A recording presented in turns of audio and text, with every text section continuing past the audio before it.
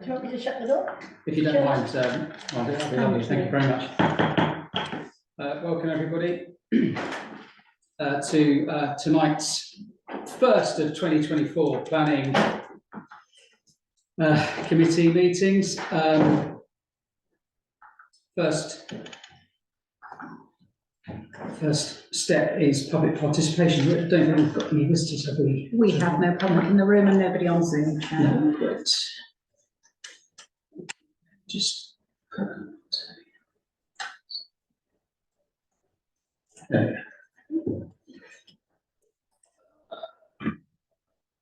where's it gone? That's the code, isn't it? Oh, no, it's there. It's all right. Yeah, It just took a minute. oh, that was a slight panic. Excellent stuff. So, item number one is done. We've got apologies for absence and substitutions. We've got Councillor Peacock and Councillor Scott not here tonight. Councillor Peacock's unwell. Sorry, Councillor Peacock has personal commitment and Councillor Scott is unwell. Fantastic. To accept those, they need to be voted for. I would propose that we accept those. Kind of second. I'll second that, Thank you Chair. very much. All those in favour of accepting that? That's great. Thank you very much. Team planning. Item number 2 is to receive the minutes of the meeting held on the 18th of December. Can I have a second for that, please? Thank you, Vice Chair. Does anybody have any comments regarding those minutes? No. All those in favour of accepting those? Thank you very much. This is obviously confused us too much. Just put council in front of them, so please don't sign them. Oh.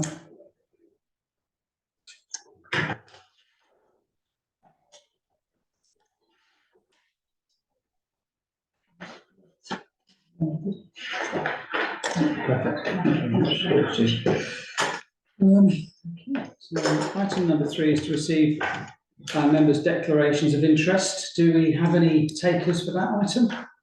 Just the usual, Mid Sussex District Council, member of District Planning, please, Chairman. Thank you very much. And Councillor Elizabeth. same for me, just Mid Sussex, I am on the licensing committee, Perfect. although there's no licensing. Not today. No. Item number 4, Chairman's announcements.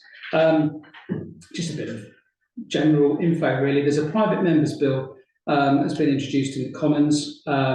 Second reading is due on the 2nd of February, which will introduce powers for planning authorities to oblige affordable housing to be included in conversions for commercial to residential. It's a bit late for us, probably about 20 years too late, actually, as so many conversions have already been taking place, but we'll welcome the change in the law, I think, on that one. If there are any other business premises left in the town that can be converted, I don't know. Excellent. Item number 5 is regarding the budget. You've all received the details in the agenda, which makes it quite clear. We're asked to look at the budget lines for planning, which is budget line 500, and to make a recommendation for the F&GP committee. The recommendation is to recommend a cost centre 500 without alteration. But if anybody wants to make any amendments or any thoughts on that one, then we need to propose those and second them tonight before it gets all put through. So, do we need to second that and propose it? Need to, yeah. So yes. I'm going to propose that we recommend the budget as per. Can I second? I'll second that, Chair. Thank you very much. All those in favour of that recommendation? Thank you very much. Okay. Item number 6 is our protected tree applications. Not much on there really. We'll take this on block and send it to ask the tree officer to make their recommendations if anybody has any comments with regards to that. So I'll propose that. Have a second. Second that, Chair. Thank you. I should have said if anybody wants any comments now, then feel free. But no, all those in favour of sending it to the tree officer. That's great. Thank you very much. Applications. First application on the list is DM230990, Walnut Marshes, Crawley Road. It's the demolition of the existing dwelling and erection of 6 dwellings with associated access, landscaping, garage parking, and etc. we've received it really because we've got the arboricultural information that was received on the 23rd of November. This has come through before, and it was recommended refusal back in September. I do have the details that we wrote. Hopefully people are fairly au fait with this particular application already. For me, I would really like to go back to district and just reiterate what we've already said about this particular proposal, and also sort of reinforce it with some extra thoughts on the tree side of things, and also bats. It's Imberhorn. So, Councillor Williams, would you like to say anything, or do you want? I'd rather you did, Chairman, Okay. because I remember when it came through before. Yeah. My views haven't changed from that No. meeting, at variance to what you just outlined. They've had a tree report basically done, and an ecology report really from, there are bats roosting in the house, and what the development are doing is that within this particular image that we've got on the screen now, you can see in red you've got trees which are going to be taken down. Well, actually, what they've done is they've already taken those trees down, plus a few extras, in lieu of this coming through. And also, it was also done prior to the bat report that was that's on the system at the moment. So I went round to number 5 Walnut Marshes. I've been in correspondence with me in August with this previous application for the development, and this is the sort of, to give you an idea. This particular, so that garage there is gone. That's now all part of the new development that's behind this particular houses. I can't remember if I've got pictures of it. No.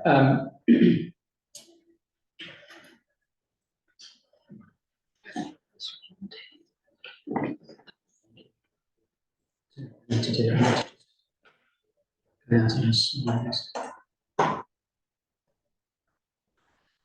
Oh, mouse is missing off the screen.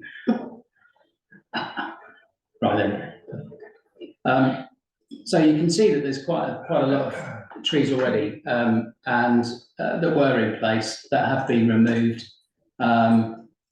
This is the best picture I've got overlooking the fence tree, so you can quite clearly see the house that's going to be demolished, and the trees have already been removed. My issue with that really is that they were removed prior to the bat report, which I'm going to be very cynical and say that that was done on purpose, but obviously that's not the planning thing. I did ask Councillor Mrs Mockford to have a look at the bat report and just report back to us. I will praise to it because I have got about 4 pages. If you don't mind, that'd be It's great. fascinating, Chairman, thank you. On this site, we have got brown long-eared bats, maternity and day roosts present in the house, pipistrelle maternity roost and 6 pipistrelle day roosts present in the house. And we actually have visiting soprano pipistrelles, which are rather unusual. Now, bats, a mitigation licence has to be gained from National England before you can do anything with their roosts, because it's a criminal offence if you damage or destroy a roost, even if the bats are not present. Because we've got brown long-eared bats maternity roosts, we need a European protected species mitigation licence will be required for this site. Now, a mitigation and enhancement measures identified in the bat survey report, which was in August 23, and the preliminary ecological appraisal, which was in January 23. They should be secured via condition of any consent and implemented in full. This is necessary to conserve and enhance the protection and priority species. Finalised measures should be provided in a construction and environmental management plan, including diversity, which must be secured as a pre-commencement condition of any consent. So it's all got to be put in before they can do anything. Proposed enhancement measures have to include the planting of native trees and shrubs. They should be subject to long-term landscape and ecological management plan, which is called a LEMP. So now we've got another acronym to ensure that they are managed to benefit the wildlife and specifications and locations of the integrated bat and bird boxes and insect boxes, which have all been said are identified and are necessary on the site. So we've got bat, bird and insect boxes. The LEMP should be secured by a condition of any consent and implemented in full.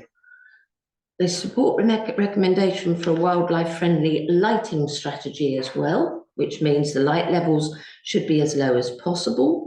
Warm white light should be used, not the blue spectrum or the ultraviolet, because that attracts insects, which may lead in a reduction of prey available to some light-sensitive bat species. Provision of motion detectors to turn on lights, and lights should be designed to prevent horizontal spills with cows' hoods, reflector skirts or shields.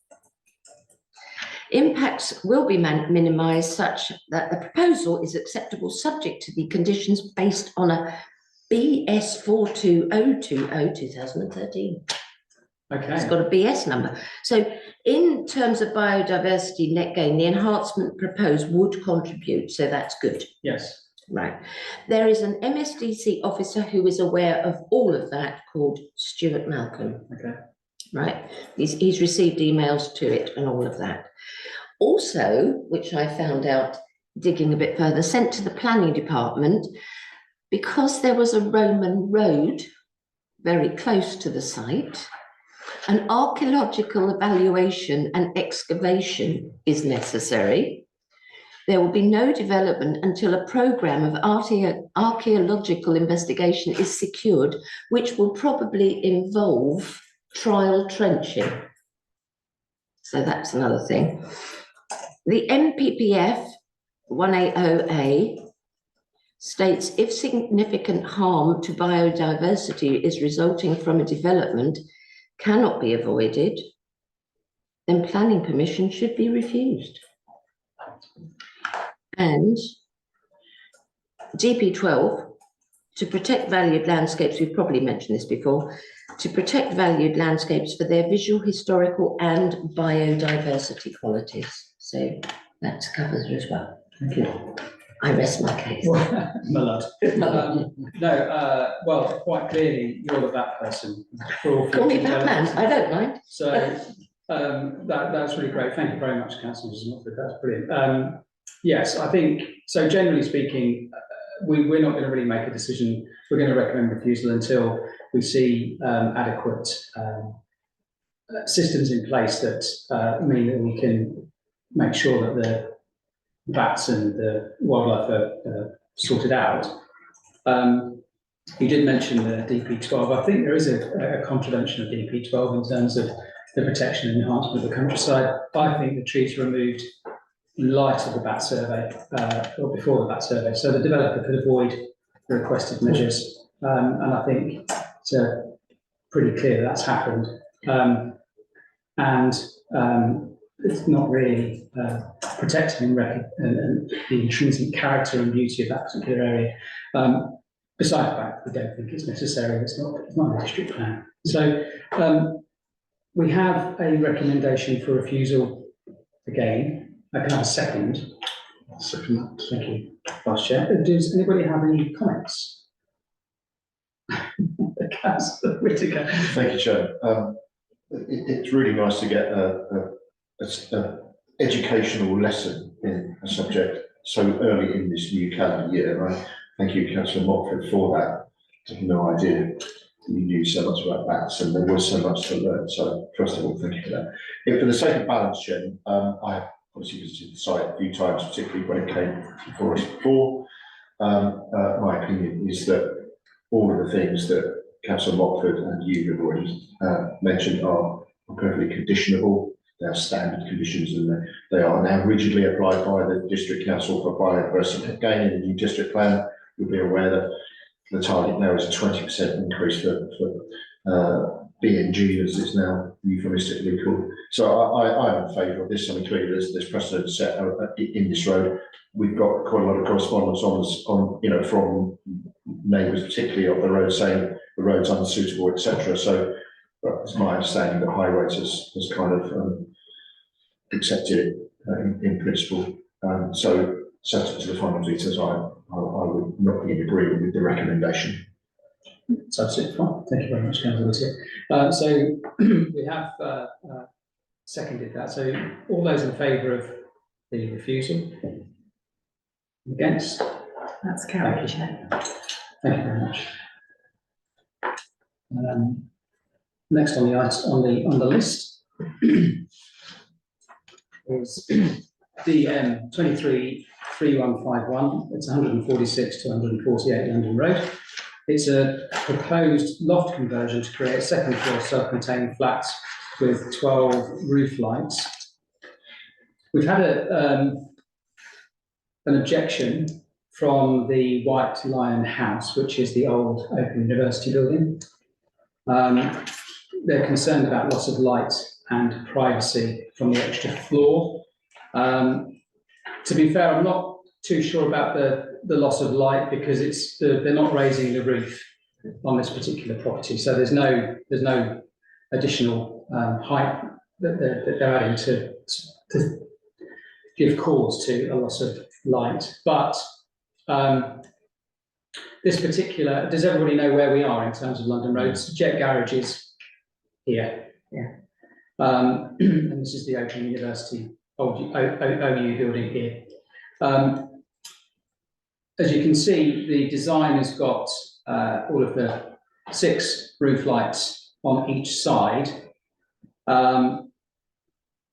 Nothing there, and there are also some alterations inside as well, which aren't on the application. A quick Google search of Google Maps came up with that already. So they've clearly put the roof lights in already, subject to planning approval, which is a bit naughty. I also wanted to sort of bring your attention to the proposal, what they're doing inside as well. So you can see that at the moment, this is what they've currently got. This is owner's flat here, and they're looking to make that into two rooms. And to clarify, this is a house of multiple occupancy already. And so that's not on the application, just to make people aware of that. Sorry, what's not on the application? The additional change in the room. It's just the application at the moment is the loft conversion. Town Clerk, can I ask, where do we stand on that? Because they're clearly making an alteration, and that is listed in the plans, but it's not listed in the application itself of what we're wanting to do. Yeah, if it's not part of the description, it's not part of the application, we haven't applied for it. Okay. So despite it, I think this committee needs to point that out to the Yeah. District Council, that we are concerned that the description and the application does not match the proposed works according to the plan. Yeah. Okay. Thank you very much. Yes, so we'll do that. So that just to give you an idea of what we're having. It's Town South. Is that Tony? Yes. Yes. Oh, great. Okay. So let me lead on this. Clearly, you know, I haven't got a problem really with the additional rooms in the top floor. And I apologise. I don't actually have the floor plan for that second floor. So apologies. So they're basically creating one flat on that second floor, which will be turned into other flats, I'm sure, in due course. I don't have a problem with that. I do have a problem, a slight niggle with the retrospective aspect of it, you know, and that's so. I don't think we can. There's no reason to not approve this because it's in the town centre, and you know there is a need for this type of accommodation within the town at the moment in terms of affordability and so on.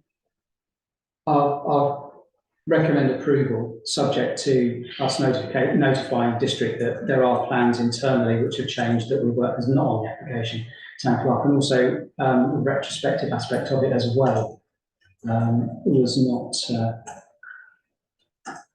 not great. So I'll recommend approval. Can I have a second? I second that, Chair. Thank you. Can I ask if anybody has any comments to add? Yeah, just on that, Chairman, obviously the district council planning officer will check for accommodation areas to make sure that they comply with minimum requirements. Yeah. Even with HMOs. So, Yes. we'll have to go through that test. Yes. Absolutely. Vice. Yeah, I was just going to say, I normally have, you know, retrospective does make you think twice. From what's been shown here, it looks apparent that the owner may be moving up to that top floor to have a nice, rather large one for themselves, and that's why those two rooms are then being split. That's all something conjecture on my part, but you know, ultimately, the size shape of the building is not changing. The characteristics aren't, and I don't think those roof lights are either. You know, that whole stretch is a bit of a mismatch of buildings anyway, so I don't think we could look at the roof lights and say that is out of keeping with the adjacent building or anything like that. And to the point, I'm not sure being that high and pointing upwards that they're really going to overlook anyone. So, you know, as much as retrospective makes me want to look for something potentially more, I think in this case, you know, again, I'll recommend for approval. Great, thank you very much. Okay, all those in favour of that recommendation?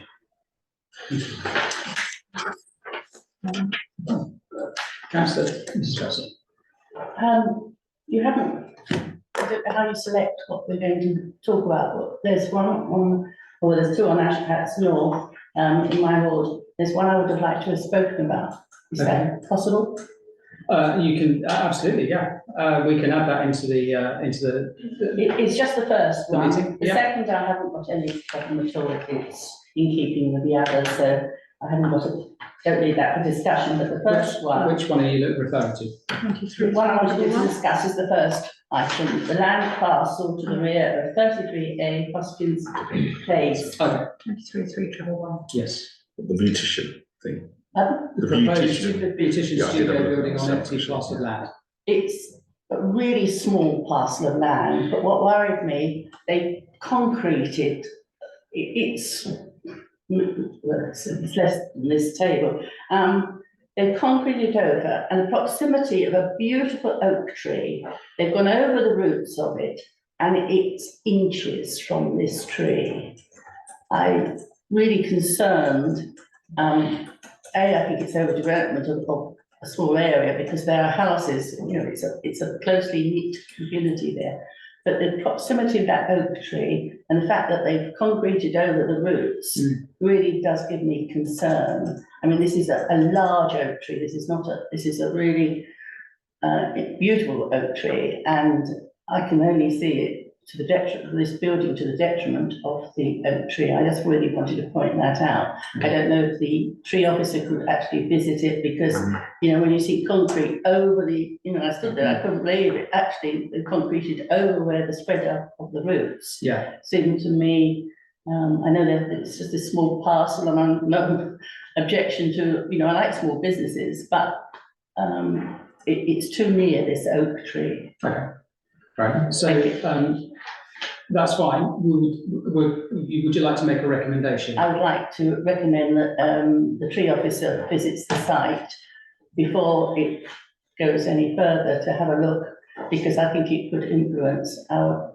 So from a recommendation of approval or refusal subject, So would you, we- so it's refusal, and also add a caveat that we need more. I mean, there information. are quite a few complaints. that, Yeah. Because it's backing on and they want to put a air conditioning unit, which will go into someone's garden. The whole thing is Okay. for, Sorry?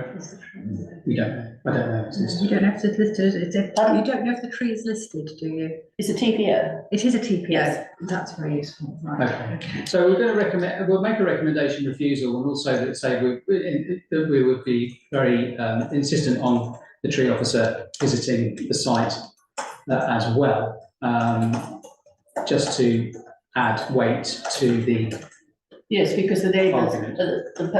it's on common land, I think. I don't think it's owned the oak tree, but they wanted to trim it and they were confused because they had a TPO on it. Right. So the fact that they've gone along and concreted over it. so the concrete's already been laid. Yes. Thank you. So we have a recommendation for refusal. For the second? Councillor Whittier, thank you very much. Would anybody else like to add any comments to that question? Yeah, I had a look at that one actually, and I was kind of in two minds. I think it would be really useful to have the tree inspector look at that. The way and the impression given was that the base has already been there, and it gave the impression of being there for a little while. We're not changing that. The building itself, or the single story wood construction, I would call it a very large shed, was not going to interfere with it. I just had a general view of, I'm not sure how they're going to get power in there, water in there. It's going to have a sink at the back. And I think, and for my point, that's, I think, what needs to be considered by the tree officer. It's not so much the building, it's the fact that they've then got to get the services into there, which may disturb the roots. So I do think that is, in particular, in relation to that, it's the fact there are currently, I do not believe, services there, and it would disturb the roots potentially to get services into that. And then a general kind of parking, it looks quite tight, having on those streets. On the flip side, encouraging to have somebody that wants to set up a business, maybe somebody that, you know, lives very close to that. So yeah, I did have a look at that. So that I think it's the right thing we're suggesting here, but that's not to discourage people wanting to set up businesses, especially. Absolutely. I just wanted to ensure the tree. No, that's great. Yeah, thank you, Councillor Darcy. We'll add some notes. So all those in favour of refusal. Great. Okay, so we'll just add it on. No, thank you. Next, thank you very much, everybody. Next meeting is 31st of January. Look forward to that. I'll close the meeting at 7:27.